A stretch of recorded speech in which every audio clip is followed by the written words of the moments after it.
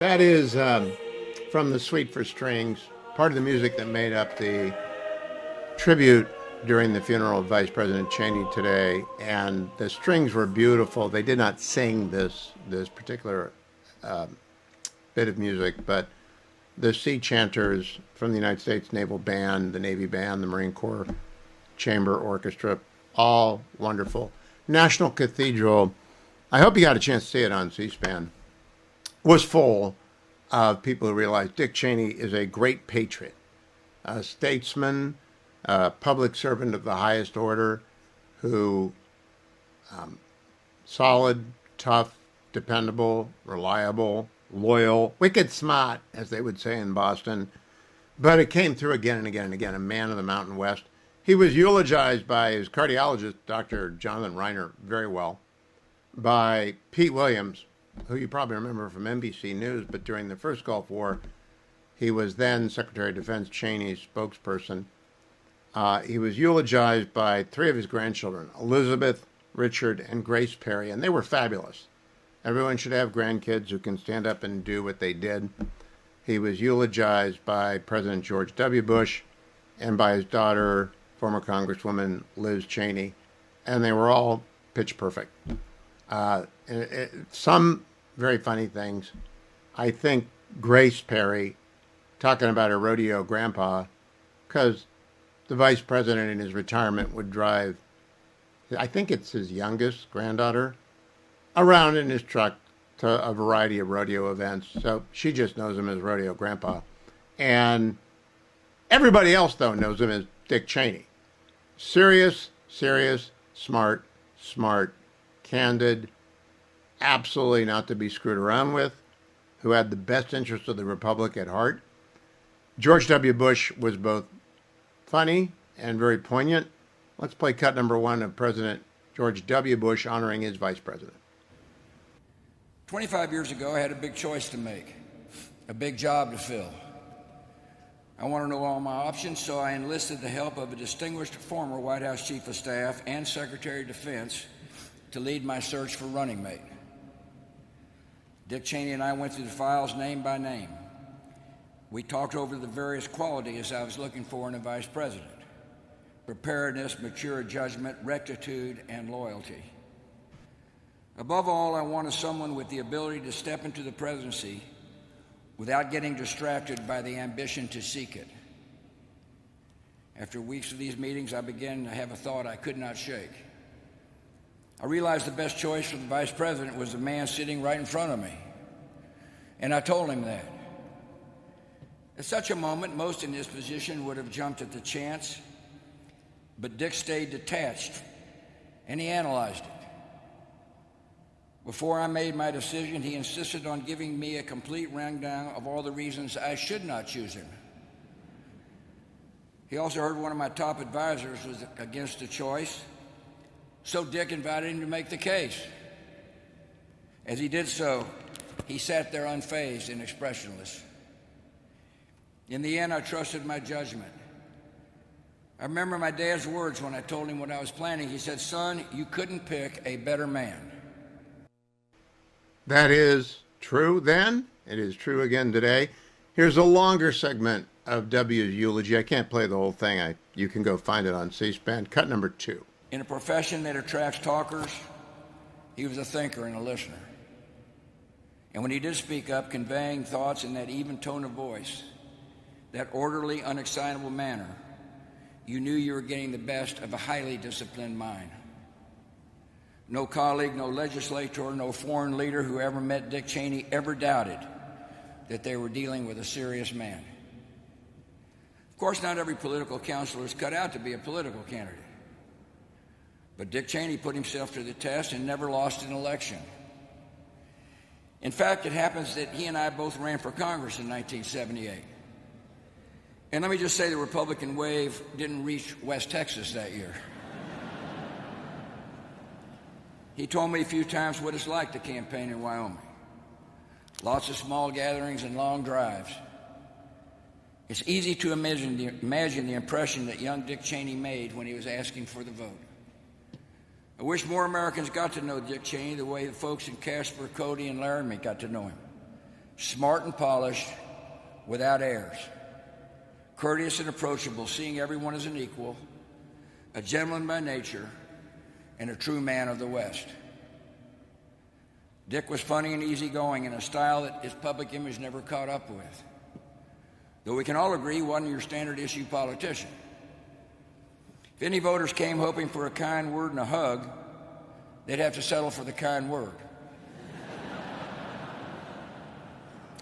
But you can't question the appeal of the only person from America's Mountain West ever elected to national office. On that score, history should record that I chose my vice president not once, but twice. In 2004, he offered to step aside in case I wanted to replace him. I thought about it for a while, but after 4 years of seeing how he treated people, how he carried responsibility, how he handled pressure and took the hits, I arrived back at the conclusion that they do not come any better than Dick Cheney. Colleagues from every chapter of his career will tell you that he lifted the standards of those around him just by being who he was, so focused and so capable. In our years in office together, on the quiet days and on the hardest ones, he was everything a president should expect in his second in command. In moments of testing, Dick Cheney was the model of concentration, alertness, and composure.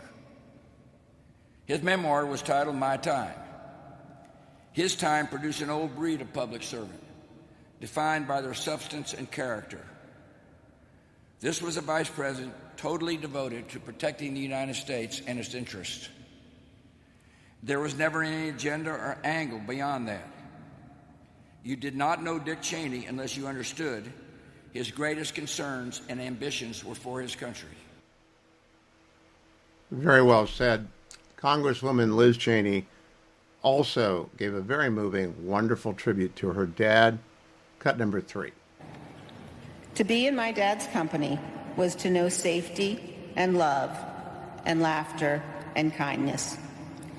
There's a picture taken several years ago of him in his cowboy hat and jeans, in a fleece jacket. He has his arm around one of his young grandsons, who's leaning into his warm embrace. Looking at that picture last week, my mom put it best when she said that's what he was to all of us. He was a giant to the end, a lion of a man who loved and served this great republic. The night before my dad died, the sky above my parents' house filled with clouds in the shape of winged angels. I'd never seen anything like it. It seemed indeed that angels and archangels and all the company of heaven had come to watch over him. As my dad left this earth, his last words were to tell my mother he loved her. And now, all of us who loved him so dearly say to him, "Good night, sweet dad. May flights of angels sing thee to thy rest." It was a beautiful eulogy by Liz Cheney. Mrs. Cheney, former Second Lady of the United States, didn't say anything. She was the picture of grace. 61 years they were married. It was my great fortune of fetching Mrs. Hewitt to dine with the Cheneys. I last saw him in Northern Virginia. We had lunch together at his home alone. And it was my great pleasure to interview him many, many times. And an intellect, the equal of anyone's in public life, absolute character of the highest order, and such devotion to the Republic. So there were serious times in the United States before 9/11, but they never got more serious after 9/11. And Dick Cheney once said to me, "We only get 8 years, but in those 7 years after 9/11, he worked ceaselessly, and in his retirement, he worked ceaselessly to keep America safe, and he spoke up when he thought America wasn't safe." He was a great man, a great American, a patriot, a fabulous husband, father, and grandfather, and every father should wish for a child who could deliver that eulogy, and for every grandfather for grandchildren that could do the same. He will be missed. Rest in peace. Richard, Bruce Cheney, Vice President of the United States. I'll be right back. Joined by Noah C. Rothman, senior writer for National Review. You hear him often on the Editor's Podcast. Noah, before I turn to the popping of the AI bubble, which seems to be underway today, and David Bonson's coming up after the break to talk with me about that. I just got back from Vice President Cheney's funeral. Any thoughts about him? It was a magnificent set of eulogies capped by Liz Cheney, but also George W. Bush gave a fabulous eulogy, as did his doctor and his grandkids. What's Noah Rothman think about Dick Cheney? I think he was a profoundly influential vice president. I can't think of another vice president who has a national security doctrine named after him that was actually operational during his time in the vice presidency. He was a deeply principled man, truly conservative man. He never moved, but the political winds shifted around him, and the earth moved under his feet. But he was true to his beliefs, true to his principles, and ended up towards the end of his life, seeing his side turn against him and finding some strange new respect from those on the left. But he was principled enough to know not to court that, not to entertain it, as his daughter did, as Liz Cheney did, to her political detriment. So he was a deft maneuver, but she was true to herself. Savvy politician, and a smart guy. Sorry? I want to insert. Liz believed it, so she did what she thought was right. She didn't court. She didn't chase public approval, because it was the opposite of what you would do if you wanted public approval in the last 10 years, is to be on the 9/11 congressional. I don't question Liz. I do not question Liz Cheney's character, her judgment, or her principles, or her beliefs. I think she sacrificed a lot in the pursuit of them, many of which I share. But I would also not keep company. If I was trying to make a political argument and sway Republicans to it, I would not keep company with Democrats. I think that was a poor choice. Let me ask you about something Barton Swaim wrote in the Wall Street Journal today. He said the Cheney doctrine, Dick Cheney is being proven right in Iraq. Even though there were no weapons of mass destruction, the fact is he wanted to take out one of the two tyrannical powers. Maybe we ought to have taken out both. We seem to have done that now. But that time will prove him right in the invasion that he and W decided upon. What do you think about that? I think it was a brilliant piece, and I think time has proven him right. Barton Swaim, the author of that piece, noted at the outset a Kissingerian compromise with the world as it existed in 2001, which was in the Middle East. We have two terror-supporting states, both of which have conflictual relationships, but occasionally work towards shared ends, specifically the shared end of seeing the American-led order overturned. We have to make friends with one of them. And after 9/11, the order of battle, such as it was in the administration, was that, no, we don't have to make friends with one of them. We can remake the world as we see it, as we want it to be. And the Iraq War, I think, was inevitable. The notion here that we were somehow in some sort of a tense but stable relationship with Iraq is revisionist history. Since 2000, in 1991, we went to war to push Saddam Hussein out of Kuwait. In 1993, in 1996, in 1998, we had airstrikes on Iraqi targets for punitive reasons, punitive measures, in order to ensure that the region was safe. All the time, we were patrolling the northern and southern no-fly zones, which were occasionally hot. They were conflict zones. So there was no such thing as a peaceful period before the 2003 invasion of Iraq. And post-2003 Iraq, we have a deeply flawed democracy, but a democracy nonetheless, something that is striving towards pluralism and a representative government. And it is a U.S. partner, not necessarily an ally, but it's certainly a better relationship strategically for the United States and Iraq than we had under Saddam Hussein. Who knows which one of his children would be leading that regime, or whether it would have dissolved into a civil war in our absence. And you can't even know how many reverberations have followed from the Iraq War 2003. I would say the Arab Spring probably would have never happened in the absence of the Iraq War. I would say the Syrian regime would not have destabilized as it did and then subsequently collapsed into something that is far more Western-facing. I think you can pile up the number of salutary historical benefits that have happened as a result of the Iraq War, many of which advantage the United States, advance our interests in the region. So I share and agree with Barton. One of which was my favorite, Noah, Kurdistan. There is a Kurdistan it is our ally. And maybe the reveal that Turkey isn't such a reliable ally for people who cannot remember. We were supposed to hit from the north, and they closed the gates of Turkey to us. I want to go, though, to the idea, even with WMD not being there, there was an argument to do what he did. We made two mistakes. There were no WMD, and we sold it too hard. And everyone was wrong, but it wasn't a lie. It's just a wrong intel. No. And that Robert Kaplan, one of my favorite writers, would come on the show and say, every single person, profoundly underestimated how broken Iraq was and the cost that Saddam had imposed on the regime, how utterly devoid it was of any civil society.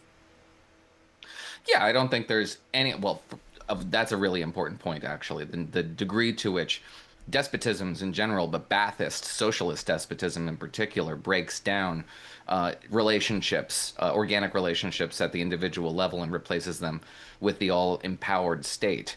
That's a very important point. But yeah, I mean, it's not as though I don't want to be too Pollyanna-ish here. There was plenty of mistakes that were made on the part of the Bush administration in advance of and during that conflict, underestimating the level of tribal animosity, particularly in the Arab regions, in Anbar province in particular, and the degree to which the forces that were arrayed, the abandonment of the PAL doctrine, such as it was, to use overwhelming force in order to pacify the enemy. Ancient enmity of Shia and Sunni. I don't think we were ready for that. No, we weren't ready for that, and we didn't have enough forces on the ground, and they were too slow to pivot to the surge. But it worked. It did work. And it doesn't get very much credit from people who have adopted this calcified narrative, and in fact use the calcified narrative to make their arguments for them over how awful the Iraq War was and how it not only didn't advance American interests, but set American interests back. This is a shibboleth. It doesn't have a whole lot of support when you dig into it, and I think a lot of the people who wield that narrative can't defend it if they were pressed, as we're doing right now, on the particulars or the historical antecedents for the war, or what would have happened in its absence. There's a pretty good argument to be made that if Al Gore had won in 2000, that he too, after 9/11, would have gone to war in Iraq, as Bill Clinton did on several different occasions, as I said, 93, 96, 98. So there's a lot of arguments that are being made in the pursuit of political expediency that I don't think are supported by the facts, but there's a general consensus abroad that the Iraq War was wrong, and politicians on both sides of the aisle are catering to that consensus, in my view, rather thoughtlessly. Alas, we got 30 seconds now. I did not realize until W said in his eulogy today that Dick Cheney is the only man or woman from the Mountain West to have won national office. Does that surprise you? That does surprise me. I think because TR kind of had that. It's a true thing. It's a true thing. W said it, and a lot of people said, "Oh, wow, that's true," because they don't have the electoral votes. Yeah. No. California doesn't count. Okay. Yeah. Well, that is an interesting premise. I don't know. I've not spent enough time out in the Mountain West of America to understand its culture. Perhaps there's something that is an obstacle on the pathway to national ambition there. But I wouldn't be surprised if that streak breaks not too long from where we are today. I think it's the Electoral College. Doesn't have enough votes there, but we will see. We will see. Noah C. Rothman on X. Thank you, my friend. I'll be right back with David Bahnsen, who warned us about the AI bubble inside the Beltway on a gray and cold day. Now, it's really gray and cold if you're an investor in AI and NVIDIA and Palantir, but not because of my next guest. David Bahnsen tried to warn everyone. He did a Dividend Cafe a few days back that I've been talking about online and on air since. David, welcome. Yesterday when the market closed, I breathed a sigh of relief because I knew you were coming on today, and NVIDIA posted great earnings, and I thought, okay, David will be able to tell people how to unwind their positions before the bubble bursts. But I sure don't like what I'm seeing on Wall Street today. What do you make of it? Well, one thing I'll do, and it's not out of false humility, but it's just to set the record straight that we don't ever think we get something right or wrong in one day's activity. To the extent that there's really big concerns with an AI bubble, they're more than what's happened the last 2 weeks, and they're more than what's happened the last 2 hours.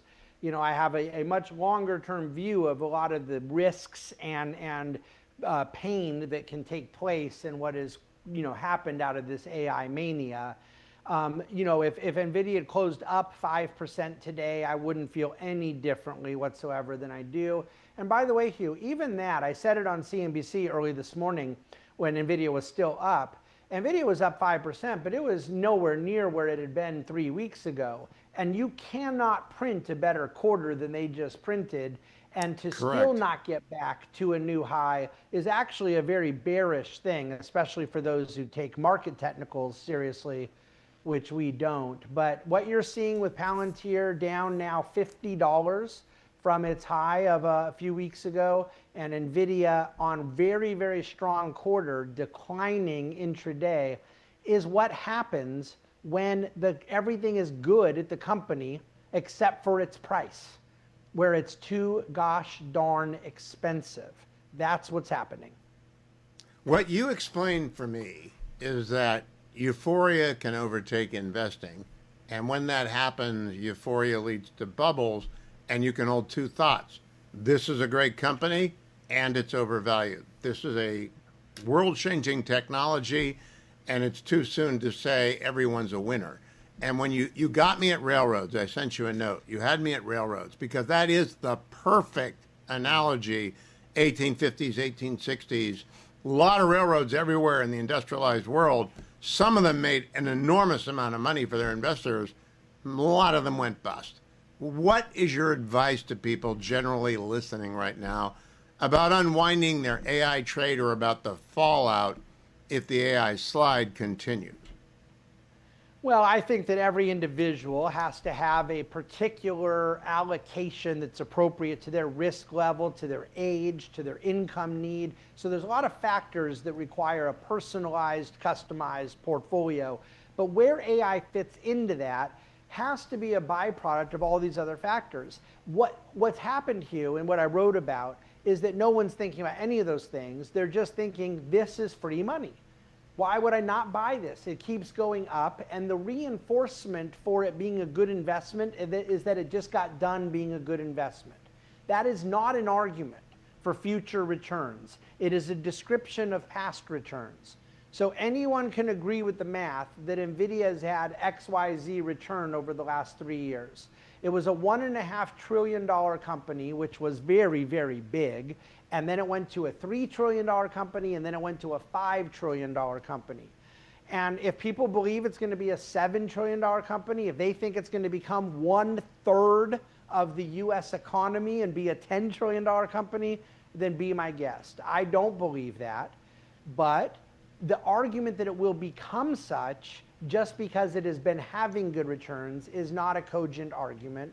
So I want investors to think a little bit more wisely about what drives future returns.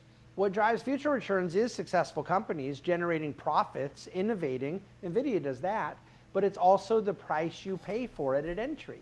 And the greatest example, and forgive me for going on so long, Hugh, but we own a company called Cisco in our portfolio. I think we're up about 400% over 13 years, and it's grown its dividend every year. But it's sitting right now in the mid-70s. And we bought it at around 15 years ago. You know what Cisco was in 1999? $86. No. Wow. And you know that Cisco has grown its profits every single year for 25 years. Cisco didn't go down because the profits fell. The profits didn't fall. Microsoft was down for 15 years from 2000 to 2015. Microsoft wasn't dropping in profits, dropping in margins, dropping in market share. They were world dominant, but the price was too darn expensive. Pause right there, David.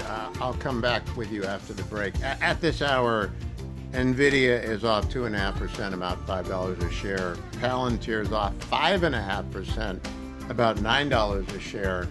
After, as David said, you couldn't print a better quarter than NVIDIA did. So that just reeks of bubble breaking to me. David, to the meat of it, is this too complex to understand the AI trade? The risk people have with some of these things. So there's a lot of complexity in this AI story.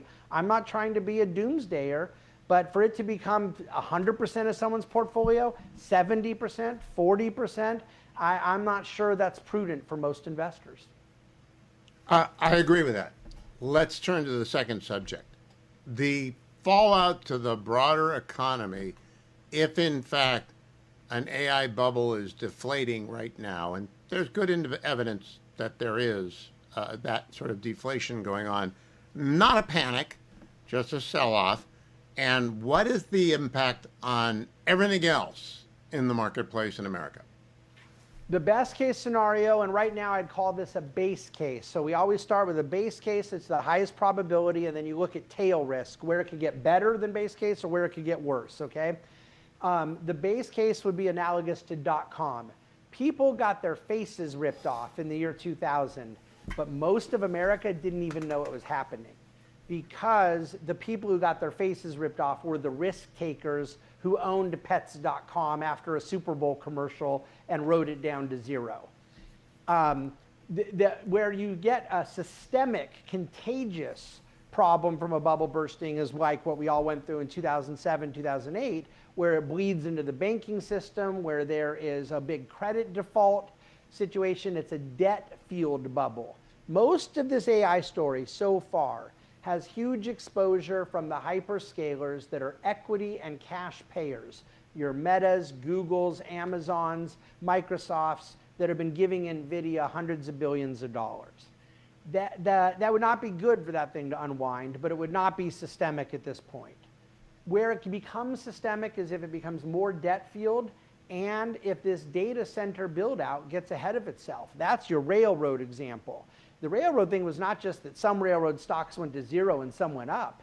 It's that the whole US economy suffered because there was a massive amount of malinvestment, of excess investment into rail.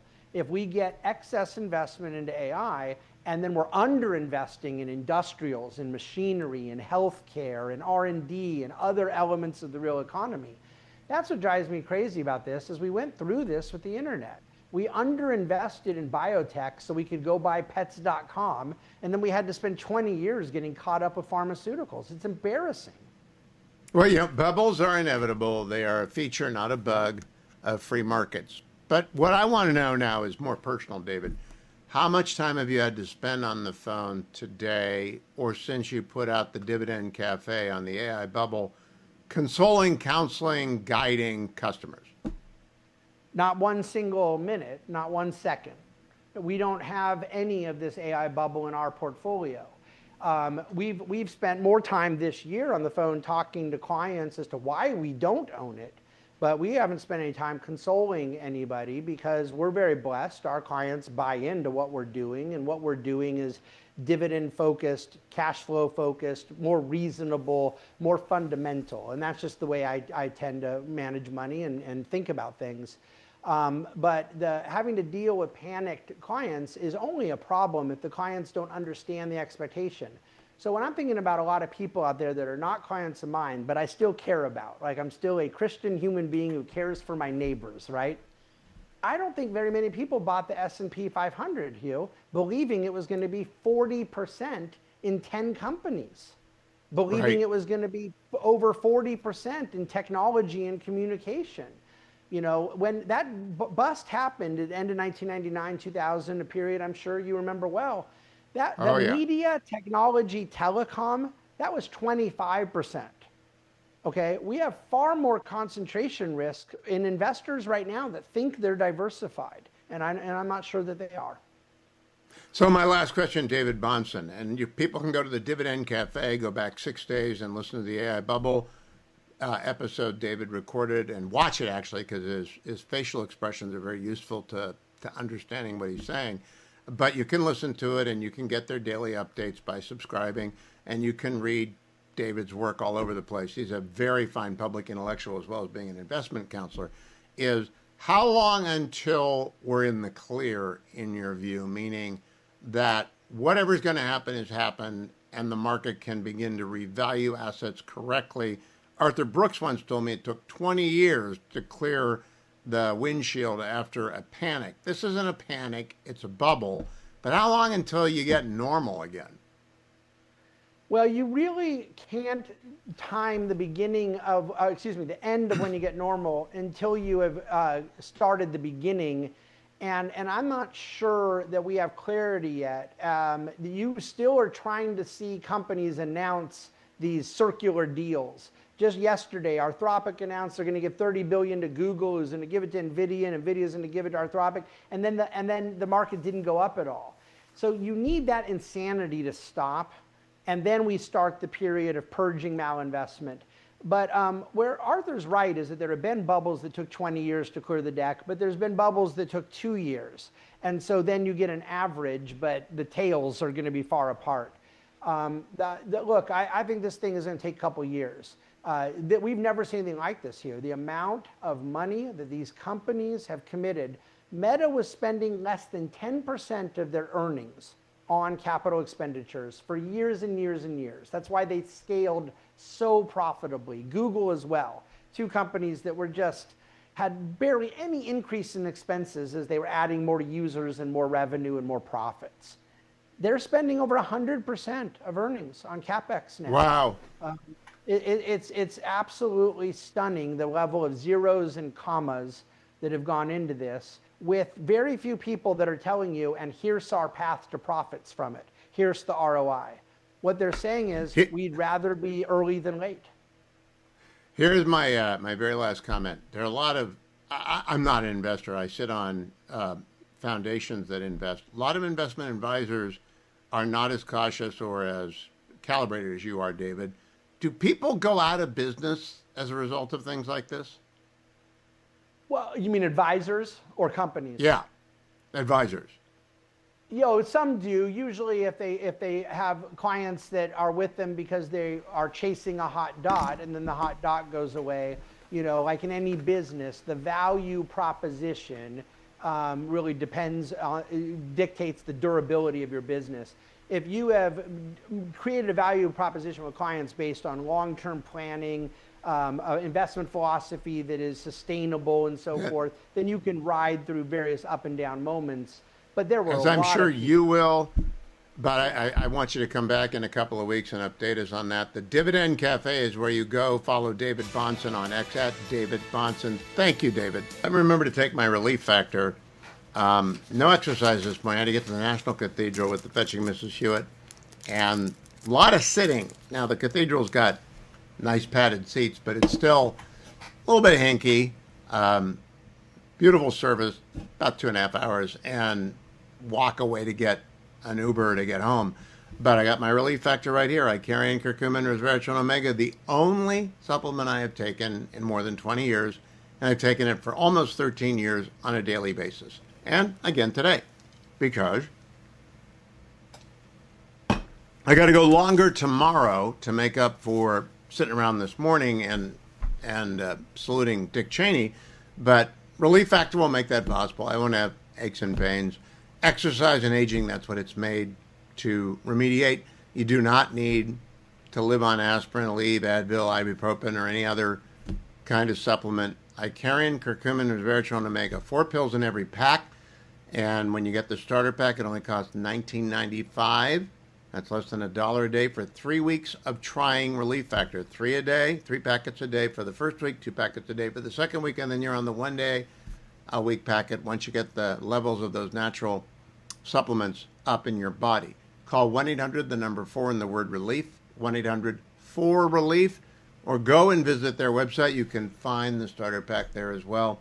I think you will thank me for it. No one has never not done that, but you got to go to relieffactor.com, relieffactor.com.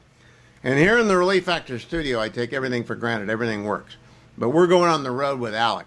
The American Legislative Exchange Council is a great sponsor of the Hugh Hewitt Show. And Dwayne and I are going down to Fort Worth for the annual, or the semi-annual meeting. I'm not sure, but it's in Fort Worth. And I'm going to be broadcasting live. And you can attend the live broadcast in Alec's meeting. 1,000 state legislators wonking out, talking about school choice, portability of benefits, medical reform, transparency in pricing, all the great stuff that make richstatespoorstates.com sort the rich states from the poor states. How much are you spending? How much are you taxing? And John Williams will be there, and Lisa Nelson. They'll all be there. But the great fun of broadcasting from it is, there are 15 segments in a show, and about a dozen of them each day, December 2nd and 3rd in Fort Worth, Texas, will be devoted to talking to the Danny Perez's and the Patricia Ruckers of the world. Those are longtime ALEC members who are very, very, very wired into what's going on in the United States of America on the federalism basis. So come on down to Fort Worth and join us December 2nd and 3rd. If you want to get a ticket, sit in on the broadcast, meet all these people, watch their policy shops. You can do that at alec.org/Hugh. That's alec.org/Hugh. If you love policy or if you love politics or particularly both of them and you enjoy the broadcast, go to alec.org/Hugh and get ye to Dallas-Fort Worth area. I'll see you there on December 2nd and 3rd. For newcomers to the program, since we got started 25 plus years ago, we've always had a congressman a month or a week. It began with House Rules Committee Chairman David Dreyer, who then gave the baton to John Campbell, who gave the baton to Mike Pompeo, to Tom Cotton, who gave the baton to Mike Pompeo, who gave the baton to Michael Waltz, who gave the baton to Mike Gallagher. And when Mike Gallagher left, we had to pick. So we picked Congressman Pat Harrigan because he's also a freshman. And we always have a freshman on the show. So Congressman Harrigan, you got a long line back to the Dreyer, 25 years. But I want to embarrass you a little bit because it's to the story I want to cover with you. North Carolina 10th. You're a graduate of West Point. First of all, are you bracing for Navy? They're pretty good. Hey, you know, Navy wasn't very good last year and they beat Army, so I think we're going with that plan this year. We're not so great, but we're going to beat Navy come the Army-Navy game in December. All right, so we got that out of the way. Now I don't want to embarrass you, but would you remind people of your military career, your experience in uniform, where you were and what you did? Yeah, I initially commissioned into the infantry, was stationed up in Alaska, did a tour to Afghanistan, really loved the special forces that we worked with and decided to join the special forces. So ended up at Fort Bragg. That's how I came to North Carolina and ended up in 3rd Special Forces Group as a detachment commander. So you're a Green Beret. Where did you deploy as a Green Beret? Back to Afghanistan. It seemed to be the place to go those days back in the mid 2010s. So all told, how many years were you in uniform, Congressman? I was in uniform for 7.5 years after graduating from West Point, so got out at the very end of 2016. All right. Now, the reason I put that on the record is I'm going to play for the audience, and those watching on the Salem News Channel can watch it as well, a video package that was put out by, among others, Congresswoman Elisa Slotkin, who has CIA in her background, Senator Mark Kelly, who is a captain in the Navy, and others. Here is their 1.5-minute video, and then let's talk about it on the other side. Cut number 14. I'm Senator Elisa Slotkin. Senator Mark Kelly. Representative Chris DeLuzio. Congresswoman Maggie Goodlander. Representative Chrissy Houlihan. Congressman Jason Crow. I was a captain in the United States Navy. Former CIA officer. Former Navy. Former paratrooper and Army Ranger. Former intelligence officer. Former Air Force. We want to speak directly to members of the military and the intelligence community who take risks each day to keep Americans safe. We know you are under enormous stress and pressure right now. Americans trust their military. But that trust is at risk. This administration is pitting our uniformed military and intelligence community professionals against American citizens. Like us, you all swore an oath to protect and defend this Constitution. Right now, the threats to our Constitution aren't just coming from abroad, but from right here at home. Our laws are clear. You can refuse illegal orders. You can refuse illegal orders. You must refuse illegal orders. No one has to carry out orders that violate the law or our Constitution. We know this is hard and that it's a difficult time to be a public servant. But whether you're serving in the CIA, the Army, or Navy, the Air Force, your vigilance is critical. And know that we have your back. Because now, more than ever, the American people need you. We need you to stand up for our laws, our Constitution, and who we are as Americans. Don't give up. Don't give up. Don't give up. Don't give up the ship. So that is it now, Congressman. I'm a civilian. I had the great blessing of marrying into a military family. Son who honorably served, son-in-law still on active duty, nephew on active duty. I've got all sorts of military people around me. But boy, as a civilian, that struck me as offensive. What's your reaction to it? I'm totally surprised that that video came out, particularly given some of the folks involved. I consider Jason and Chris and Maggie friends of mine, and I'm very, very surprised that they actually decided to do something like this. You know, in their defense, I don't think it came off the way that they'd hoped for it to come off, but I don't know that there's any other way that it could have come off, because they're inferring that President Trump is giving illegal orders, and he's simply not. And you know, one of the folks that was in the video was on Fox earlier today and could not answer the simple question of what illegal order has the president given. I think that this is very unhelpful to the unity of the country. As veterans, even veterans from other sides of the aisle, we all try to be collaborative with one another and put the country above our party. That's not what happened here with this video, and I genuinely expect better from my colleagues. Now, my reaction was exactly yours. What are they talking about? Because these are smart people. They have all served honorably, and I respect that. There are all sorts of Democrats and leftists who have served in uniform.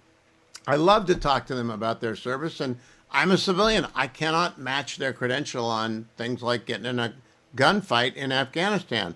But I do know constitutional law, and I've been teaching it for 30 years. There is not anything remotely illegal that the president has ordered anyone in the military to do. Do you think he was talking about, or they were talking about the drug boat strikes? Those are not illegal. No, I don't think they are. And that's what are they talking about? I'll tell you from just my understanding up here of my Democratic colleagues, I think there's actually broad support of striking the drug boats across party lines. I think we all understand that these folks have killed hundreds of thousands of Americans in the last several years, and you've got to fight fire with fire. You know, I don't know. This was a nonsensical video for a purpose that I don't fully understand, but the way that it came off was to divide the country. And I think that as veterans, we have a different charter here.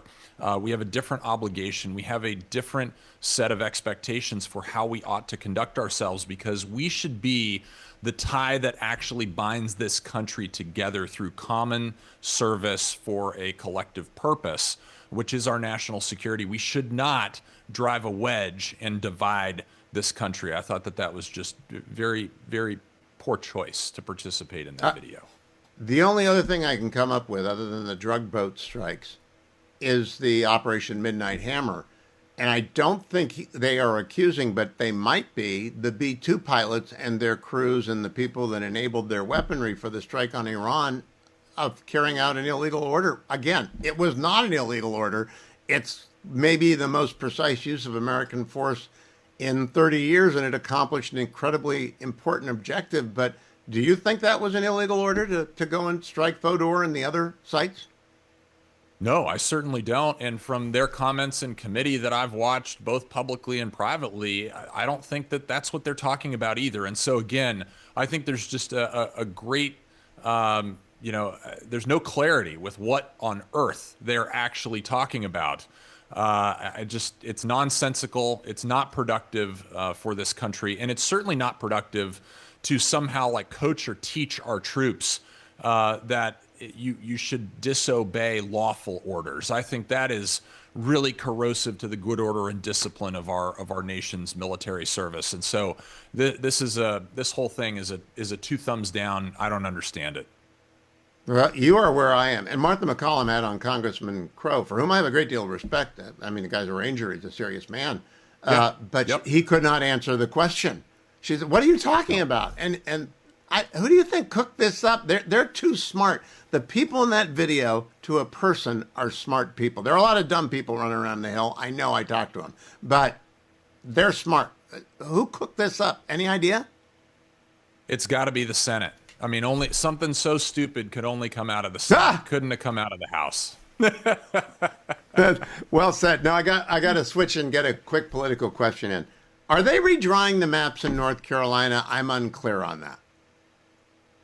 Yes, the maps have been redrawn in North Carolina. There is a court battle ongoing. Exactly where that will land, I don't think has been hashed out yet at this point. Are you still running in the 10th district as far as you know? As far as I know, but in North Carolina, you never know. I mean, it changes from year to year. When I took over for Patrick McHenry and actually cleaned out the storage unit, he had the seals of about 40 different counties of the 100 counties of North Carolina that he had represented over his 20-year career in Congress because the maps had changed so much. I hope to have stability in the 10th District of North Carolina. I love the 5 counties that I represent. It's what I call home. It's the people that I know and love, and I hope we have consistency there. What is your campaign website, Congressman? You're not in Congress right now, right? You're not on the floor or anywhere where I'm not allowed to put out your campaign I am actually website. in my congressional. Then I'm in never my mind. congressional office. So, yeah, Never you guys mind. can go to harrigan.house.gov for my official website and sign up for our newsletter. We'd love to keep you all informed as to what we're doing up here in Washington. Harrigan.house.gov. I almost crossed a line there. You're not allowed to do campaigning from your office or the floor, and I don't want to get anyone in trouble. Congressman, keep coming back. I always enjoy it, but I think you'd better get ready for disappointment in December. Go Navy, beat Army. Just because I'm a Navy family, that's why. Thank you for joining us, Congressman. Don't go anywhere. I'm coming right back, America. 1-800-520-1234. That video... the congressman was being very judicious in his criticism of it. A lot of people have hit hard at that because it was not a good move. It was not wise. Markets have closed, and so now I can tally up the damage today. Again, the table is this set. For the last week, I've been telling you, I'm now worried about an AI bubble because the people I listen to, like David Bahnsen, are warning about. I'm not in the market. I'm just in treasuries. I'm just not invested. I had a little bit of Palantir and got rid of it last week after being worried that a great earnings report did not produce an upward tick in the stock. I said, that's odd. And then dumped it. All just T-bills and stuff like that. I'm very conservative at my age. And then NVIDIA came through last night with a smoking hot quarter. And after hours, they went up. They went up about $9 a share after hours were over, and I thought, okay, so maybe they're in an AI bubble. Well, then today, everyone opened stronger. NVIDIA and Palantir are the two kind of lead dogs in the AI trade, but there are a lot of other companies in the AI trade. AI trade, for you Steelers fans, means people who are investing in artificial intelligence companies that are publicly traded and they're putting their savings in it. Well, by the time I went to Vice President Cheney's funeral and the time I got in the car afterwards, the market had turned completely around and it dived and it closed down 386 points on the Dow, which is 0.84%. It had closed down 103 points on the S&P 500, which is a 1.5%. And the NASDAQ got clobbered down 486 points, down 2%, more than 2%. And I don't have the closing numbers yet for Palantir and NVIDIA, and I'll find that and bring it to you. But boy, oh boy, forewarned is forearmed, but not always immunized. I did my best, and I thought you had gotten yourself in a little extra time to unwind those positions. Not the case. I'm not giving investment advice. I never do. I tell you what I do so that you can, I have real estate and gold and right now no stocks and no mutual funds. And that's just what I have. And I always tell you so you can correct for the lie of the green. And not all of them do great. Not all of them do bad. But boy, am I glad I got out of the AI when I did. Let me tell you what I also do. I'm not going to get ambushed by Dwayne again. We have a great sponsor, besthotgrill.com. And yesterday, I was doing my pitch for you that it's the best holiday present out there, the Solar Infrared Grill. And no one had told me that we'd gotten an updated bit of copy from Rhett and Irene, the owners at besthotgrill.com, that between November 24th, not now, starting November 24th through December 5th, they're offering a 25% discount off their Solar Anywhere and Solar Everywhere portable infrared grills. The perfect gift for a college student, a tailgater, a boater, an RV, a picnicker, or a foodie, or for yourself. You deserve the best. I always say the best gift you can possibly give to a client. Also, through December 5, when you purchase a 27-inch or a larger Solar Infrared grill, you will receive a free stainless steel griddle and a quality USA-made cover to protect your investment. That's up to a $650 value. Imagine getting all the best food that you love, making eggs, pancakes, smash burgers, fajitas, pizza, whatever you want, on your free professional-style griddle. And that is for Black Friday and Cyber Monday. Solaire Infrared Grills, go to besthotgrill.com. Solaire Infrared Grills are going to be on sale through December 5th at besthotgrill.com. And this time, I checked the copy for myself because Generalissimo set me up for that yesterday. I didn't know about that offer. So now I've told you about that offer. Now, let me also tell you about what the president had to say today. He, not the president, the vice president, talked to Matt Boyle at Breitbart today about health care, cut number 4. They said, we really want to address the health care problem confronting the American people. The president said, well, absolutely. We agree. We want to address the health care problem confronting the American people. In fact, you people screwed it up with Obamacare, the Unaffordable Care Act, and now you're coming to us saying, let's fix it. Great. Let's fix it. And then they said, I think they were kind of caught off guard, and they're like, well, but we want the fix before we're willing to open up the government. And the president was like, that's like 3 days from now. You want us to fix American health care in the next 3 days, and unless you do it, you're going to shut down the government? How about we open up the government and then work together to fix American health care? And of course, we know the history. They rejected it. They shut down the government. But I don't want to get ahead of the president, Matt, because we had a very, very good meeting in the Oval Office yesterday. I think that we have a great health care plan coming together. I think that it's going to get Republican and Democrat support. And I think the president, look, right now, the American people get crap health care and they pay way too much for it. You have people who are paying thousands of dollars a month in premiums for a family of 4, a family of 5, and the access to health care is really low. This system is broken. The Democrats broke it, but who cares? We're going to work together if they're willing to fix it. And the interesting thing, Matt, is, people say, and this is one of the things I love about the president, people come to the president and say, no, don't talk about health care. That's a graveyard for Republicans. Republicans always lose on health care. And the president's like, I don't care about the politics of it. This system is screwed up for the American people. We need to fix it. So let's go and do it. Politics be damned. He's so right. He's just absolutely right. It is absolutely, Obamacare is a disaster, the worst public policy of my lifetime, and we got to fix it. I'm glad the president and vice president are up to it. He also made a quick comment on foreign policy to Matt Boyle. Vice President Vance, cut number 7. While he wants to save lives, he also sees a world where people are engaging in commerce with one another rather than killing one another.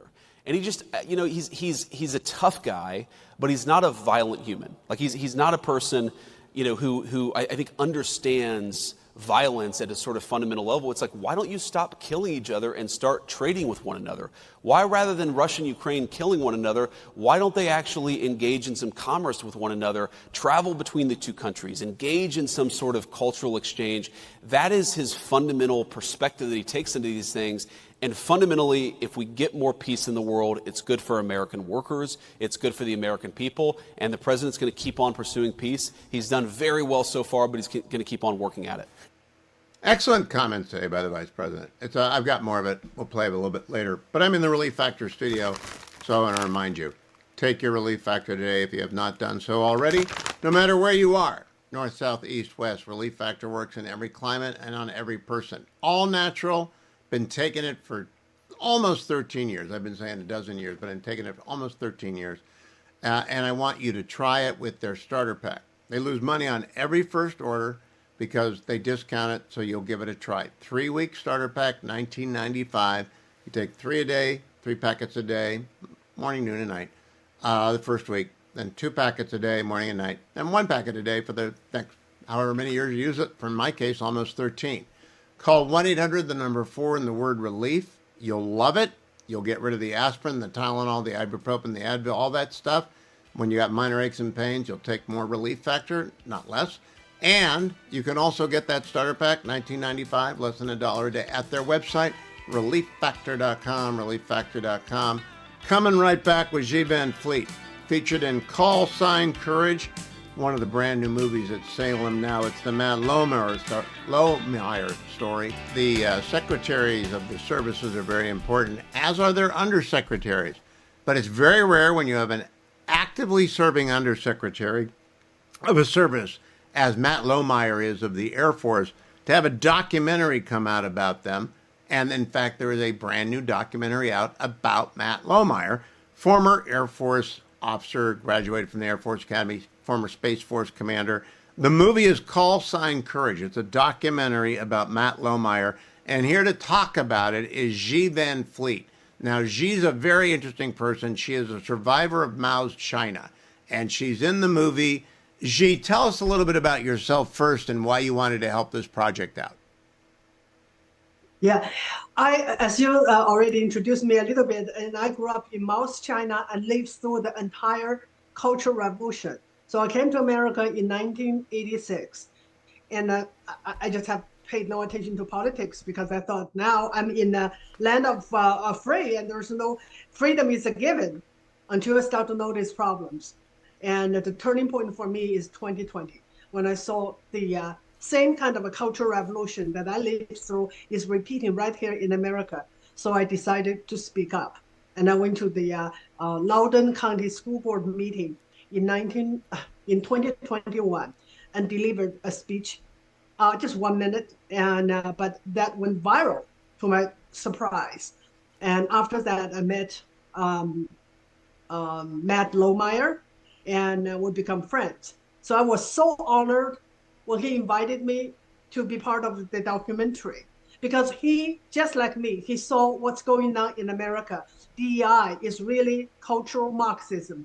And he wanted me to be part of the documentary because he wanted me to validate his I am so glad that, and I'm totally on the same page.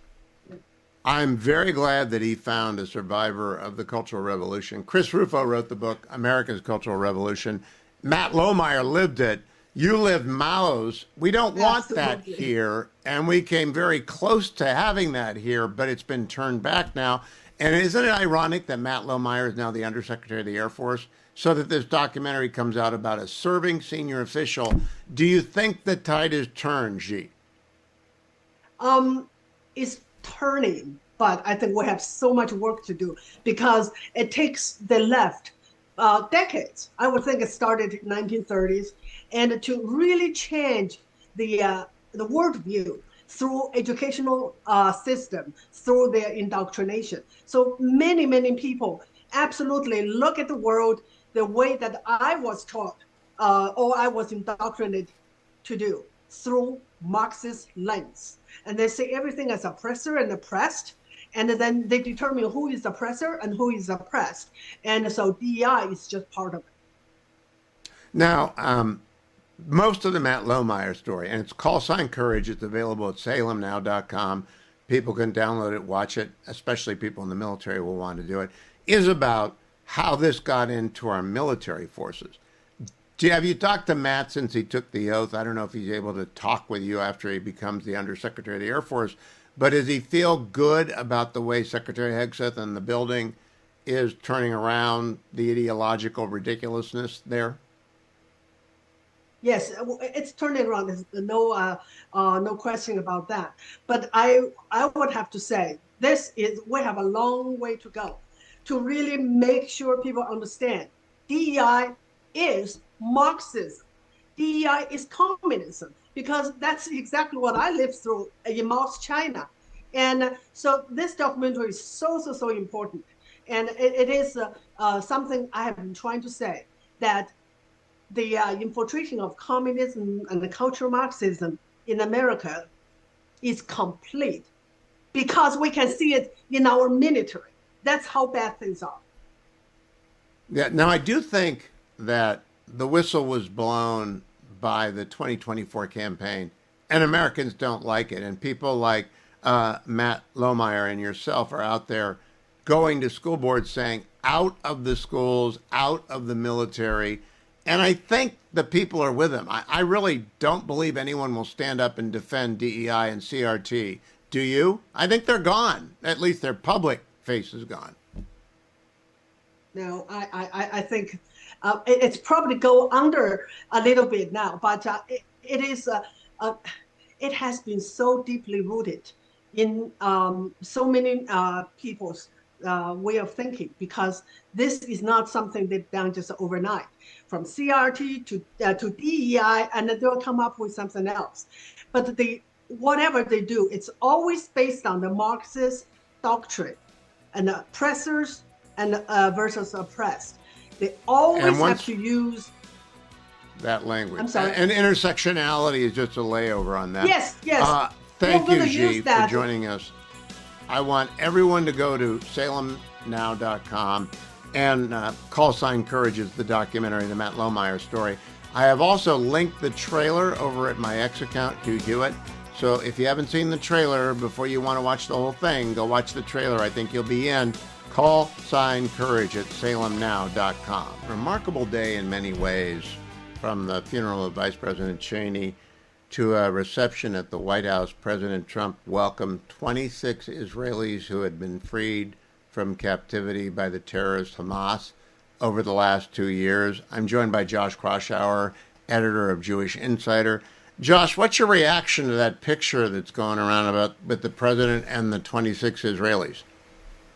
Look, it's a remarkable scene, and it really underscores the work that that Trump and his administration did in securing the release of so many of the hostages. And look, the fact that the hostages they've been in the United States for a few days now, and the fact that they were able to meet with the president and get to go to the White House, I think really and just the story and Trump's comments, and this is really a big part of the first year of his presidency, and his work has been sort of capstone in his Middle East peacemaking efforts. So certainly a big moment today at the White House, among a lot of other things going on in Washington. You know, Josh, I told Habib Reddy Gur of Times of Israel when he was here last that when I was younger, I just feasted on dissident literature, Solzhenitsyn and Sharansky and Bukowski and Armand Valladares. People who've been in prison have been political prisoners, have a different view of the world. Do you think any of these hostages are going to take pen to paper? Have they announced plans to do so, to your knowledge? I mean, look, in Israel, a number of them have given interviews. It's heart-wrenching to watch their testimony. It's like watching the testimony of Holocaust survivors post 1945. I mean, really, really emotional testimony, just horrifying to listen about what they experienced. So they've already begun, some of them at least, have begun to start to tell their stories. Certainly in the Israeli press. Will they write a book, or will they, I'm sure at some point we'll be hearing more broadly what they experienced, but their stories need to be told. The torture and the degree of just depravity that they faced under Hamas captivity just makes your stomach churn, but they survived, and thank God for that. Yeah, the details that I have been able to glean from English language Israeli media is so horrifying that I don't know that I would allow young adults, much less children, to read it. But they endured, they survived. It's a long road. I mean, it's going to be a very long road, and I don't know. I assume Israeli press are giving them distance if they want distance, and privacy if they want privacy. Oh, yeah, of course. I mean, not everyone has come out and spoken. Some have remained private, but look, the hostage families, that's when you look at the big picture and the advocacy that their families and their friends over the last 2+ years did to make sure that their stories were not forgotten, that their captivity by Hamas and the evil of Hamas was not forgotten, holding rallies, putting pressure on both the Israeli government, but also raising awareness across the globe. I mean, I can't imagine what their families and their loved ones had to be going through during that time, and they were just were tireless in making sure that their family members, so the hostages, were not forgotten. And I think that played a big role, frankly, in making sure they were on the top of the Trump administration's agenda, and how tirelessly Jared Kushner and Steve Witkoff and other folks in the administration worked to make sure that they all came home. Now, Josh, it's an enormous deal for captives to be set free. And after Operation Midnight Hammer, I didn't think Trump was going to be able to top that, and he topped it with this deal. But I also don't have a lot of confidence in this deal, although Ambassador Waltz got it through the Security Council, which surprised me. And so the world is on record that Hamas has to disarm. I don't think they're going to disarm peacefully. Do you? Well, we've talked about this a lot, Hugh, in that the 20-part plan, there really were two parts to it. Well, the first part was, in some ways, even more consequential in that the hostages were able to be released in exchange for Palestinian prisoners in Israeli jails. The other part is the tough one. It's most of the other 20 parts involve trying to find peace in the Middle East and peace among a populace that seems to not want peace and seems to continue to preach violence and hate towards the Jewish state. So as long as that fundamental reality is the case, it's hard to imagine that Gaza and the fact that Hamas, frankly, still is in control of much of Gaza. It's going to be very difficult to expect other countries, Arab countries, allies, to really get involved in terms of the rebuilding of Gaza and in terms of a post Hamas governance. Hamas is still in charge of much of the territory. So that is... Josh, I got to ask one question that's been on my mind, and I don't know if it's in the Israeli press in Hebrew. The Egyptians for a long time dealt with the tunnels by flooding them.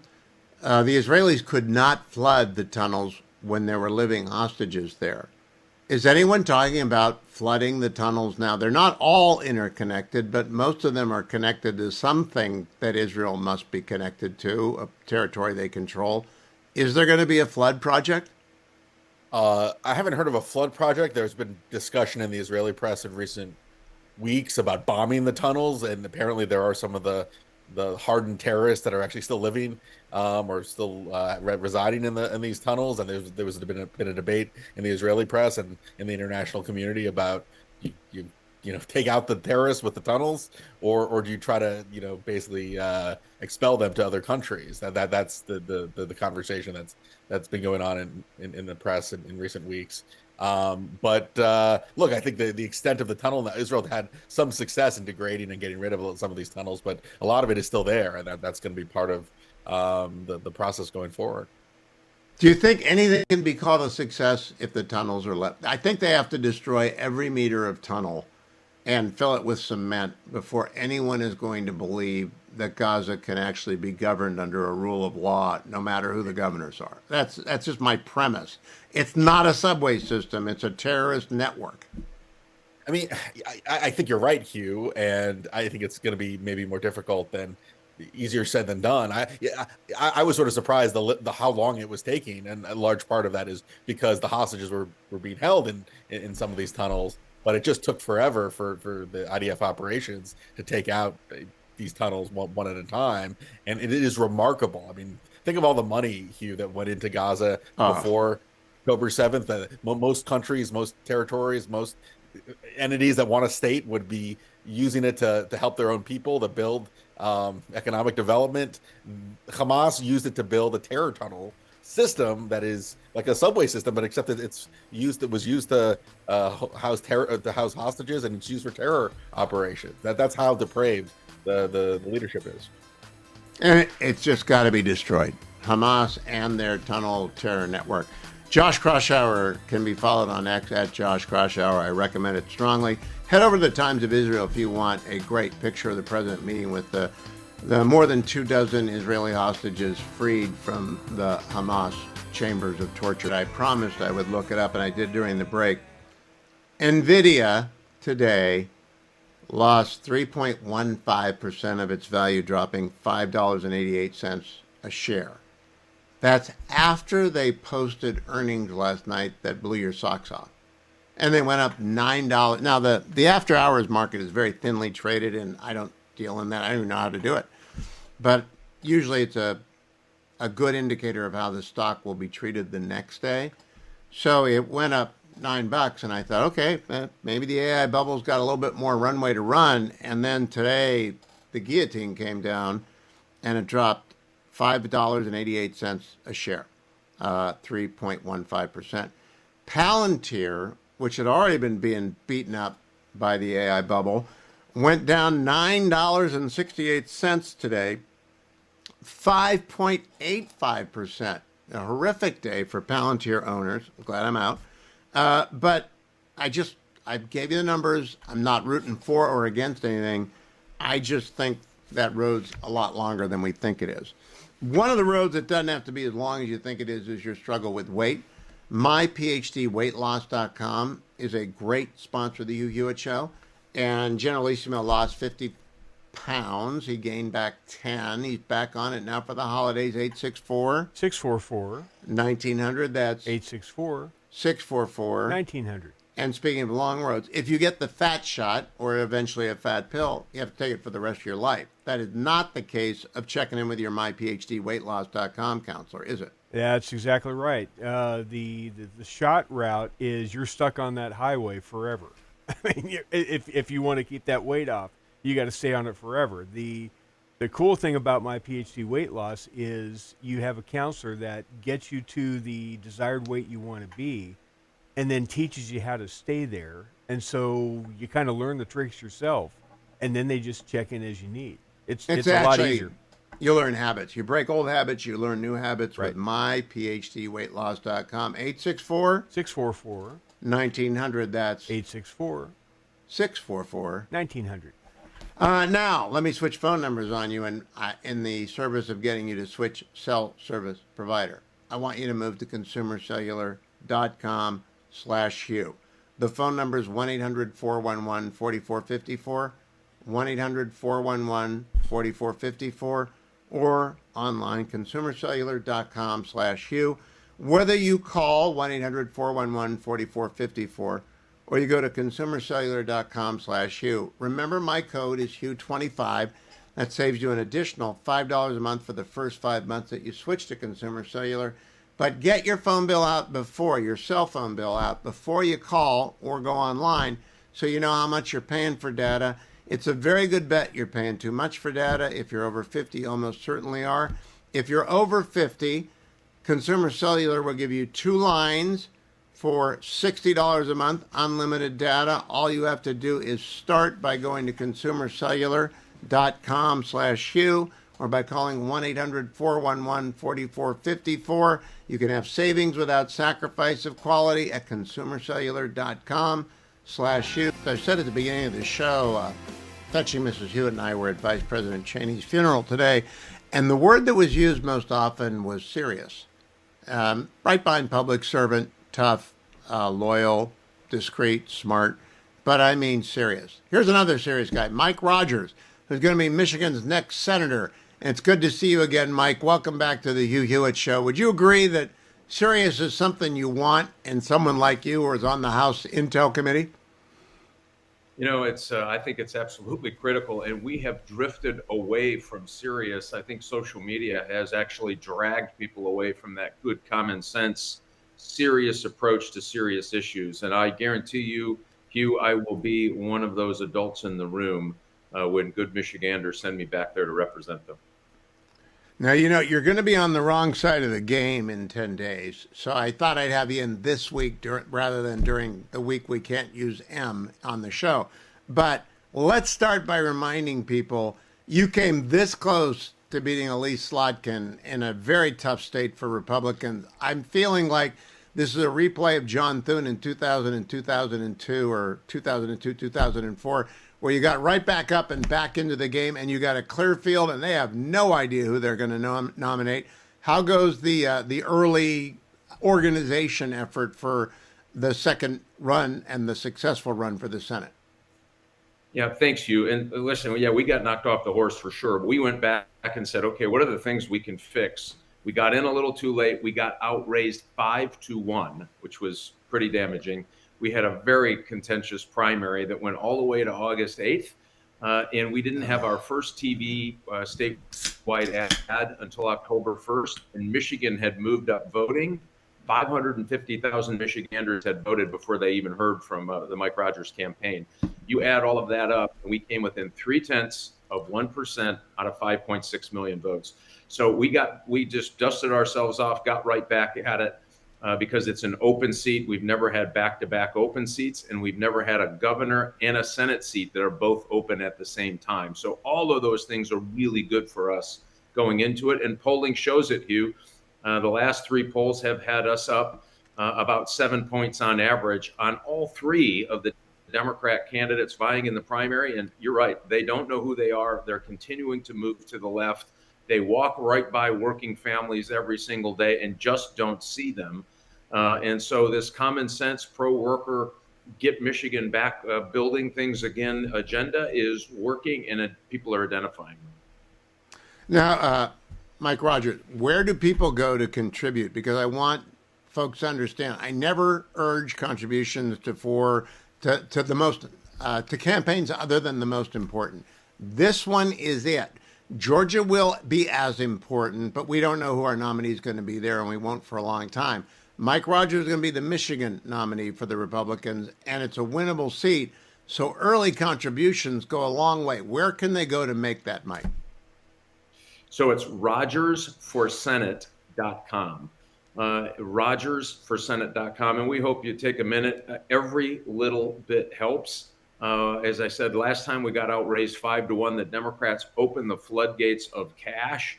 We believe that they're going to do it again. And so what we're trying to do is get ready for that so that I can go on TV before September when Michigan citizens start to vote. We do that, we're going to win this thing. So your contribution, whatever you can swing, is going to make a difference. And when we win this seat, it'll make it really tough for the Democrats to get the United States Senate back so that we can have that common sense view, we can have those adults in the room, and we can have a conservative agenda, or at least protect our conservative agenda going into the future. Yeah, way down in the weeds, Michigan hasn't had serious district court judges for a long time because they've always had 2 Democratic senators for as long as I can remember. And that means the blue slips don't come back for serious conservative trial judges. And Mike Rogers, I'm sure you got a list, a guy like you with an FBI background as well as the Army and being on Intel, you'll have a long list of good jurists that you can put forward to Donald Trump's White House to put on the bench in Michigan. And boy, do they need some. That state's just been putting up either non-political judges or non-original. It's the blue slip process sucks. Oh, it's awful. And so a state like Michigan gets, because we haven't had a Republican senator in 30 years, we just have gotten the short end of that stick. And so I think, you're getting more activist judges that are leaning to the left. And you are so right. Just the opportunity to put a conservative constitutionalist judge on the bench from our district in Michigan would be huge for the benefit of the country and benefit of people. And listen, the Democrats come at us all different ways, Hugh. You know this better than most. If they can't do it legislatively, they're going to come at you in the courts. And so we need folks, and you have to do all of these things. You have to elect a U.S. senator. Your listeners and viewers are going to help me get there, I hope. Then we're going to make sure that we get some conservative judges to try to stop this advance of liberalism, this Democrat socialism that is really socialism, except they've added the word Democrat in front of it. We have got to stand up for the things that have made America such a great and amazing place. And you do that by winning hard elections. This is one of those hard elections that I know we're going to win. And I hope your folks out there really want to be a part of this. Mike Rogers, one of the things I tell people is if we can flip Michigan and or Georgia, the Senate will be safe for at least 10 years. It is a big deal. The map doesn't favor us in 2 years, but it's okay right now. But we got to win Michigan and Georgia. Georgia, we don't know who to give the money to yet. They're fighting it out. That's fine. Primaries are fine. When is the Democratic primary date? So the beautiful thing about that, it is August, the first week of August of 2026 before the election year. Oh, that's wonderful. It is wonderful. And remember, the Democrats moved up voting. So Michigan starts voting in person in the midweek of September, which throws everything to the left. So they're going to come out of that. Last year was August 8th. It's going to be whatever that first Tuesday is. They have 5 weeks, 6 weeks to figure it out, to raise money, build a better organization, and get up on TV, which is the problem I had last go round. Well, we've got that solved. They have this bruising primary, and it goes all the way to August. This is why so many people around the country are excited about the state of Michigan and this particular Senate seat, and us having the ability to win this seat, because we're going to get out there and talk about all the things we can do for people and fix problems. they're still fighting with each other and throwing rocks at us. So this is a huge opportunity for us. Now, I got a two-part pitch here. No matter where you are in any state or abroad, you can send Mike money at rogersforsenate. Is it .com, Mike? rogersforsenate.com? Yes, sir. All right. ROGERS. There's no D in there. ROGERS, rogersforsenate.com. But if you're in Michigan, you can also volunteer. And boy, there are a lot of small towns with colleges like Kalamazoo College and Adrian and Hope. And of course, my alma mater for law school, Michigan. You got to go into those college towns and fight, Mike. Even though they're left leaning, you got to go to Dearborn. You got to go to Detroit. You got to go everywhere because the UP can't win it for you, right? That's exactly right. And what we need to do is make sure that we up our numbers in places that we likely won't win, but we can increase our percentage, close that gap.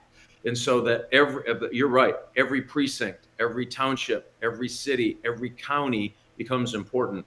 We lost by 232 votes per county in Michigan in 2024. Wow.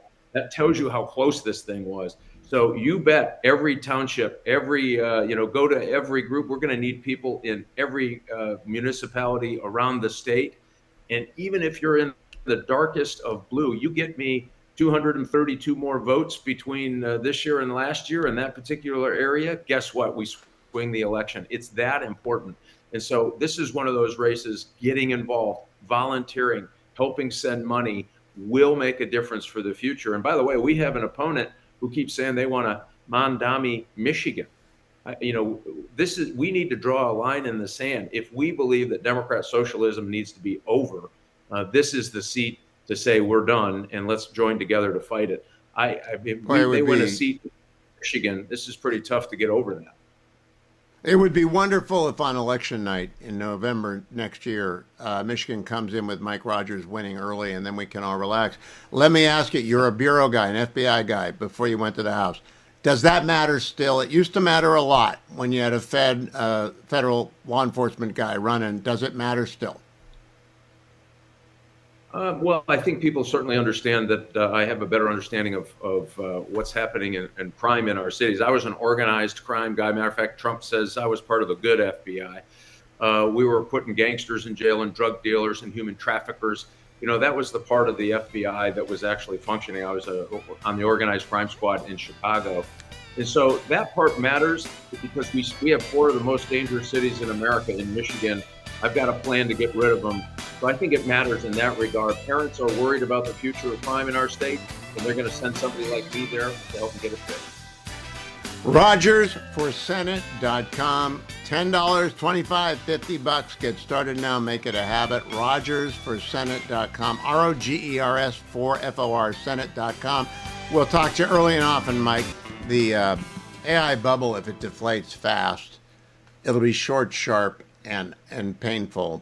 And I never tell people to buy or sell, but I do tell people to watch interest rates, because if you've been waiting to buy a house or refinance a house, the AI bubble blowing up, if it continues on this path, and I don't know, I don't have a crystal ball and I don't make investment counseling my trade. I'll tell people what to do or not do.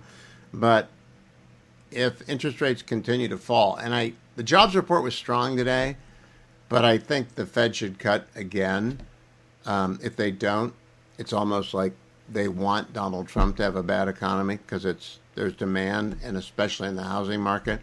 More than 50% of homes in America went down in value last year. That means it's become a buyer's market. People are pulling their house off the market. The days of all cash offers lined up above asking, those are over. And the good news is, if you want to buy a house, great time to do it. AndrewandTodd.com. 888-888-1172. Longtime sponsors of my program, longer time friends. Although Andrew skipped Bible study this week, but I can't really yell at him because I was only there for 15 minutes. But Andrew Del Rey and I have been friends for 25 years.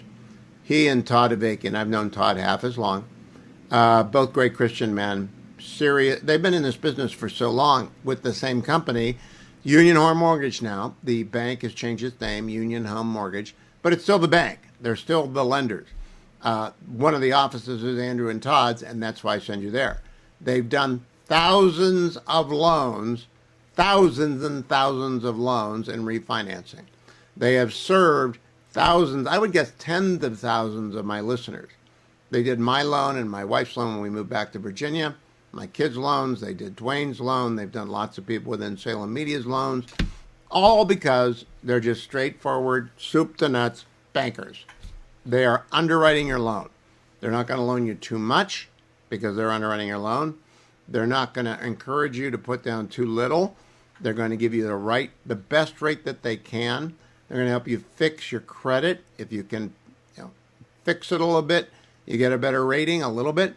And they'll tell you when, and this is the most important thing, when you go in their file, forever, they'll call you up and tell you when it's time to refinance your house because interest rates have fallen. And if a lot of people have been waiting to refi or to get money out of their house, and they've been waiting and waiting and waiting because interest rates were so high because of the Biden inflation, they accumulated debt in other places, cars, student loans, consumer debt. They don't realize that their effective rate is much higher than rolling that into their house and having their house be their bank.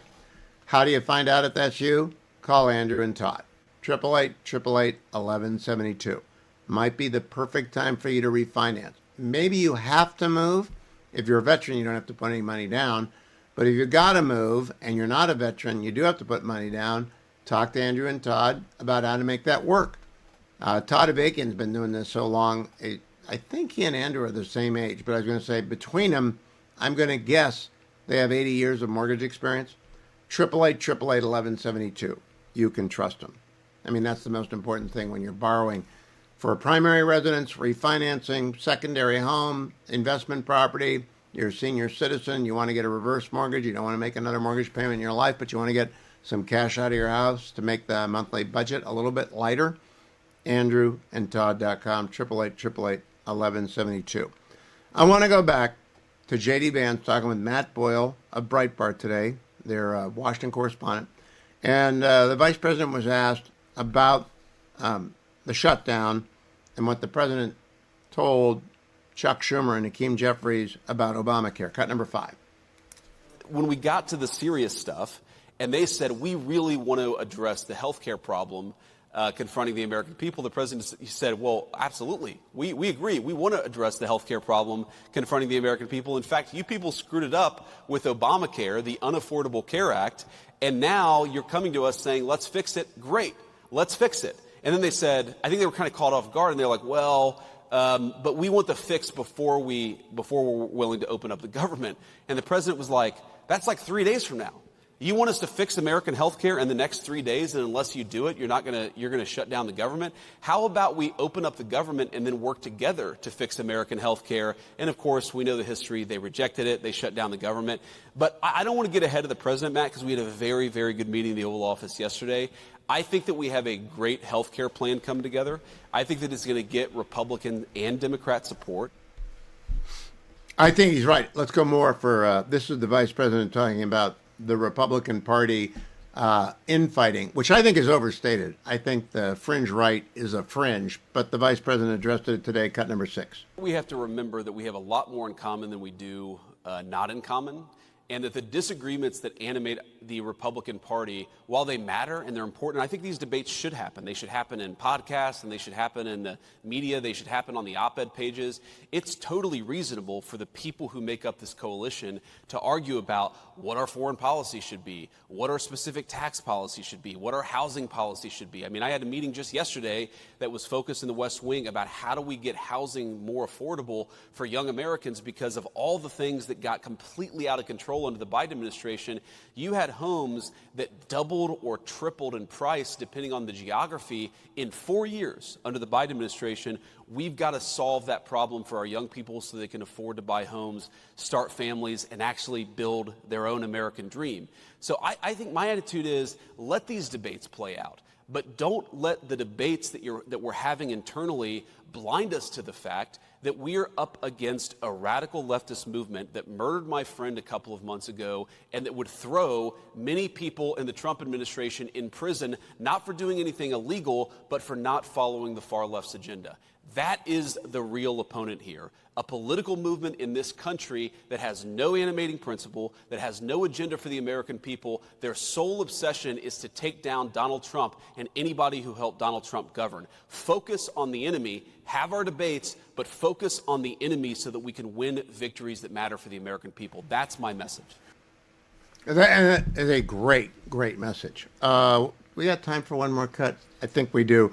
Cut number 9, the vice president with Breitbart's Matt Boyle. You've got 119,000 new jobs. Economists thought that we would have about 50,000 new jobs, but that's actually just the headline number. If you look below the surface, I think the numbers are actually better. So number one, wages continue to way outpace inflation. If you go back to the 3 years of the Biden administration, the average American worker actually lost about $3,000 of take-home pay. In the first 10 months of the Trump economy, we've increased take-home pay by about $1,200, adjusting for inflation. So that's a huge, huge thing, and this jobs report confirms that. You have the number of manufacturing hours worked in the economy is actually going up. You see the private sector is really driving this economic growth and is driving the job creation. And this is really important, I know, to you, Matt, but really to me, and it's that we are seeing the job growth go to native-born American citizens. And what happened under the Biden administration is, to the extent there was any job growth at all, if you looked at the data, almost all of the net job creation in the United States under the Biden administration went to the foreign-born. Now, of course, some of those people are legal immigrants to the United States, but that means that a lot of the job creation was actually going to illegal aliens who shouldn't have been in our country. The best thing that you can say about the Trump economy is that American jobs are going to American workers for a change, and that's the thing that I'm proudest about with these. Well said, Mr. Vice President. Yesterday, a bunch of Democrats serving in the Senate and the House put out maybe the stupidest video I've seen in a long time, urging members of the United States military to not obey illegal orders. And I thought, and then closing with "Don't give up the ship." There have been no illegal orders. That is wildly irresponsible. Donald Trump called them out in typical Trumpian fashion. He really let them have it. And Chuck Schumer, rather than worrying about the men and women in uniform who are getting those weird messages from his colleagues in the Democratic Party, took to the floor of the Senate and said this, cut number 13. Mr. President. Democrat leaders recognized. Earlier today, Donald Trump shared a post on Truth Social calling for Democratic members of Congress to be hanged. He also posted a message that said, seditious behavior, punishable by death. Let's be crystal clear. The President of the United States is calling for the execution of elected officials. This is an outright threat, and it's deadly serious. We've already seen what happens when Donald Trump tells his followers that his political opponents are enemies of the state. Every time Donald Trump posts things like this, he makes political violence more likely. None of us should tolerate this kind of behavior. We all remember what January 6th was like. We lived through January 6th. We have lived through the assassination and attempted assassinations this year. We have members whose families have had to flee their homes. When Donald Trump uses the language of execution and treason, some of his supporters may very well listen. He is lighting a match. Now, the idiocy of this, of course, is that Chuck Schumer threatened the Supreme Court, and Brett Kavanaugh was the subject of an assassination attempt, and President Trump, too. And the violence is crazy on the left. It has happened on the right as well, but it's crazy on the left. That video precipitated these events, and that video was remarkably irresponsible. Carolyn Leavitt addressed Schumer's comments in the video today at the White House press podium, cut number 12. This morning, President Trump accused 6 Democratic lawmakers of seditious behavior punishable by death. Just to be clear, does the president want to execute members of Congress? No. Let's be clear about what the president is responding to, because many in this room want to talk about the president's response, but not what brought the president to responding in this way. You have sitting members of the United States Congress who conspired together to orchestrate a video message to members of the United States military to active duty service members, to members of the national security apparatus, encouraging them to defy the president's lawful orders. The sanctity of our military rests on the chain of command. And if that chain of command is broken, it can lead to people getting killed. It can lead to chaos. And that's what these members of Congress who swore an oath to abide by the Constitution are essentially encouraging. We have 1.3 active duty service members in this country. And if they hear this radical message from sitting members of Congress, that could inspire chaos, and it could incite violence, and it certainly could disrupt the chain of command. These 3 members of Congress, I will also add, knew exactly what they were doing. You look at Alyssa Slotkin. She's a former member of the CIA. Mark Kelly was a captain in the U.S. Navy. Maggie Goodlander was a naval officer, and notably, she is also the wife of Joe Biden's national security former advisor, Jake Sullivan. And so these members knew what they were doing. They were leading into their credentials as former members of our military, as veterans, as former members of the national security apparatus to signal to people serving under this commander-in-chief, Donald Trump, that you can defy him and you can betray your oath of office. That is a very, very dangerous message, and it perhaps is punishable by law. I'm not a lawyer. I'll leave that to the Department of Justice and the Department of War to decide. Now, they actually cannot be prosecuted for that because they have freedom of speech, even idiotic speech. And it was idiocy. But before you let any Democrat come after Donald Trump for his Truth Social post, ask them what were they referring to in that video? What were they trying to accomplish in that video? As Congressman Pat Harrigan said, it's impossible. There have been no illegal orders. The strikes on the drug boats are legal. The strikes on Iran were legal. There have been no illegal orders. What were the Democrats thinking? And you know what? Jason Crow was on with Martha McCollum. I think it was Jason Crow. And she pushed him and pushed him and pushed him before the president posted anything. And he had no answer because it was such a profoundly irresponsible thing to say to our troops. Don't give up the ship. What in the world were they talking about? You don't obey illegal orders. They were I think, fomenting unrest and leaving the service. I think they're trying to make the service less effective by encouraging. There's no other explanation. It was such a bad move by the Democrats. So Chuck Schumer hyperventilating about it on the Senate, spare me. We're standing by for former Senator Jim Talent. While we wait, I remind you I'm in the Relief Factor studio. I got a Relief Factor studio up north, down here in the Beltway, out west, and I really love the fact that they love the show and I love their product. You got to get over a big bar with me to advertise on the show. I got to like you. I got to use your product. I really like Relief Factor. I've been taking it for almost 13 years. Once a day, sometimes 2 or 3 times a day when I've had the grandkids and something's not feeling so good or I've gone a particularly long trundle. But Relief Factor works. And the only way you can prove it to yourself is by trying it in lieu of Advil, aspirin, Tylenol, whatever it is you use. Some of us, including me, can't take NSAIDs. So I would encourage you to give it a try. The 3-week starter pack is $19.95. That's less than $1 a day. And you can get it by going to 1-800, the number 4 and the word relief, 1-800-4-RELIEF, or go over to their website and find that starter pack, $19.95 at relieffactor.com, relieffactor.com. You'll thank me because Relief Factor really does work. I'm joined now by Jim Talent by phone because we can't make the inner tubes work in Missouri or wherever you are. What's wrong with the inner tubes, Jim? I don't know, but it said my video is, quote, still loading, end quote. So you have me by phone instead. Well, I'm glad. I have a nice sport coat on, too, just for you.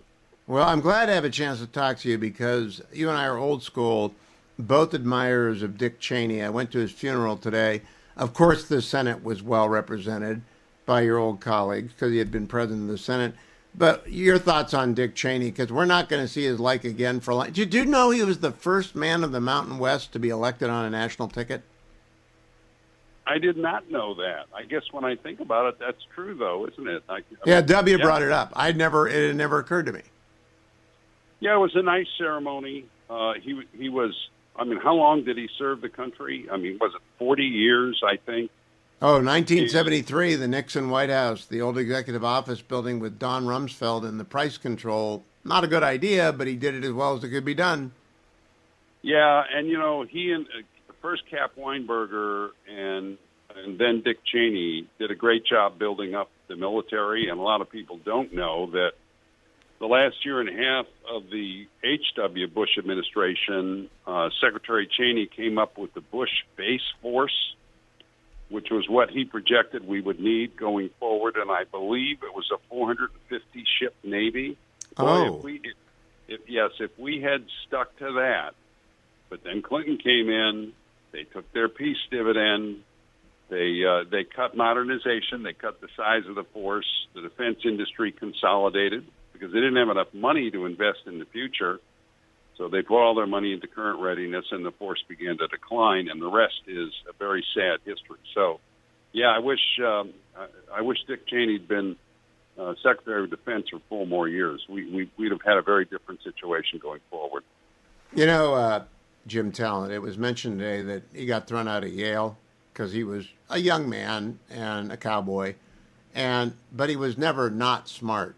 And the combination of smart and serious is not often seen in Washington, D.C. He was really smart, and he was very serious. Also had a very dry sense of humor, a Westerner's sense of humor. Did you get a chance to work with him much? A little bit. He was vice president when I came in, so, yeah, I got a chance to talk with him. Another thing that I remarked about Cheney is he did. There's a lot of people who can't move from the legislative branch to key executive positions the way he did, both as secretary and also as vice president, because it is kind of a different skill set. The ability to manage, but I think his experience in business gave him that. And so, yeah, an outstanding public servant for many, many years in many different jobs, and the country will miss him. When President Bush told the story again of his hiring Dick Cheney, former White House Chief of Staff, former Secretary of Defense, to his father, to vet all the Veeps, and how W just kept coming back to, this is the guy who could walk into the job. And he even had a Team B come in and make the case against Cheney with Cheney in the room. So, because Cheney said, you're making a mistake here. But W was right. He was exactly what he needed. And boy, was that ever proven out on 9/11. Well, he balanced him out. I think W understood that his strength, at least his perceived strength, was not in foreign and defense policy. And so he brought Cheney in. That's the kind of balance that you want on a ticket. And the two of them worked together by all accounts extremely well. Cheney was low-key. He had a better sense of humor than most people think. Oh, very funny. Very funny. Exactly. Let me ask you about the Barton Swaim column in the Wall Street Journal today. Time for the day of the funeral, obviously. Maybe he wasn't wrong about Iraq. Not on the weapons of mass destruction, but Iraq is in a better place today than when we invaded by a lot. You agree with that? Yes.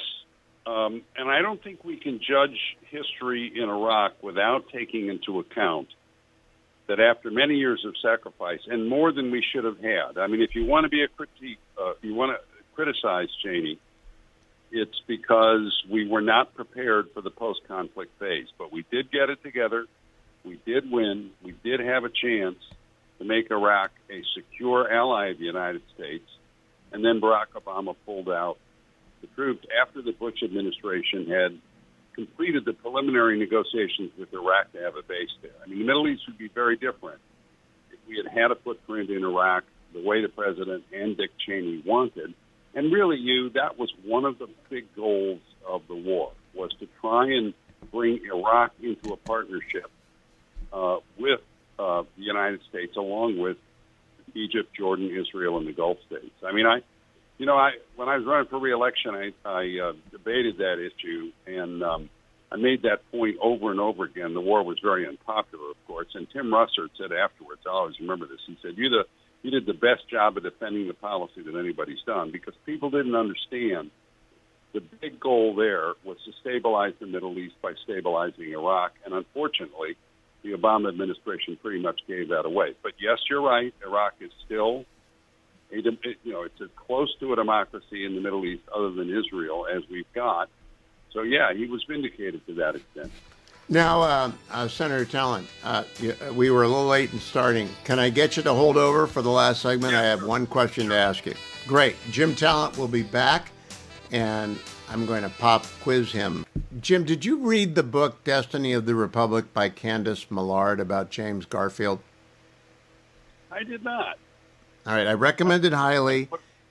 Yeah. It's been made into a mini series called Death by Lightning, with Michael Shannon playing James Garfield, who was assassinated in 1881, barely into his term, and Nick Offerman of Parks and Recreation playing Chester Arthur. It's a fabulous 4-part, roughly 4-hour series. Have you had a chance to watch it yet? No, I have not. And you are quizzing me about an event in American history I'm not very deep on. I thought maybe the pop quiz would be about the Cleveland Browns. No, I was going to. Do you know where Garfield was shot? I do not. Union Station. And he died because of bad medical care. The bullet wouldn't have killed him. But what's amazing about this is, in the course of this, Garfield's character, played by Michael Shannon, says, "Will history remember me?" As he's dying with his wife. And she says, "I'm sure it will." And in fact, we don't remember much about Garfield. No. Who do you think, that was 144 years ago, Garfield being shot and this 4-part series, Destiny of the Republic. In the year 2169, what will they remember of 2025, Jim Talent? Oh, that is a very good question. Well, I hope and believe they will remember it as a year when we began rebuilding America's manufacturing base so that we could win the competition with China. But probably they will remember a new day dawning in the Middle East, because I am cautiously but actually quite optimistic about what's going to happen going forward. I understand people like Josh Krakauer are being careful because it is the Middle East, but I think this policy is going to be successful, and we will stabilize that area to the great benefit of American security and the American economy. And certainly destroying the Iranian nuclear program will go down as a red letter event in history. I agree. I think they remember Donald Trump, Xi Jinping, and the Middle East and Israel emerging as a superpower. These are the big events. Maybe the decline of Europe as well. Maybe, but that.